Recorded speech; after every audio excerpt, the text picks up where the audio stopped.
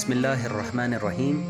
مشہور اسلامی قانون کے تحت ہر چیز پاک تصور کی جائے گی جب تک کہ اس چیز کے ناپاک ہونے کے بارے میں معلوم نہ ہو جائے۔ جب تک آپ کو یقین نہ ہو کہ یہ چیز ناپاک یا نجس ہے تو اس وقت تک اس چیز پر بغیر کسی شک و شبے کے پاکیزگی کے تمام قوانین لاگو ہوں گے۔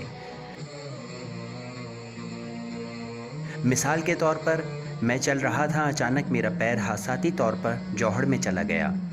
جوہڑ کا پانی گندا تھا، اب میں کیا کروں؟ میرے سارے کپڑے نجس ہو گئے؟ قانون کے مطابق ہر چیز پاک ہے جب تک کہ آپ کو اس کے نجس ہونے کے بارے میں یقین نہ ہو۔ کیا آپ نے اس میں کوئی نجاست دیکھی جیسے خون یا پیشاب وغیرہ؟ اگر نہیں دیکھی تو اسے پاک تصور کریں گے۔ ایک اور مثال، میں پورا دن دفتر میں کام کرتا ہوں اور میں گھر پہنچنے کے بعد ہی نماز پڑھ سکتا ہوں کیونکہ میرا لباس گندا ہے۔ کیا آپ نے خون، پیشاب یا کسی بھی قسم کی کوئی نجاست اپنے لباس میں دیکھی؟ کیا گندے یا میلے کپڑے نجس ہوتے ہیں؟ جیسا کہ پچھلے اسباق میں بتایا گیا تھا کہ میل نجس نہیں ہوتا۔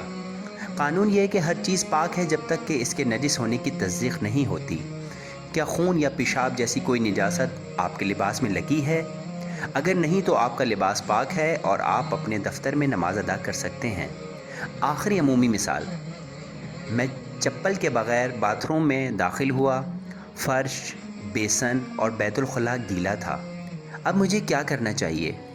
کیا آپ کو پیشاب، خون یا کوئی اور نجاست نظر آ رہی ہے؟ قانون یہ ہے کہ ہر چیز پاک ہے جب تک کہ اس کے نجس ہونے کی تصدیق نہیں ہوتی۔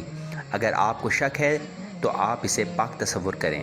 اس طرح باتھ روم کا مسئلہ بھی حل ہو گیا۔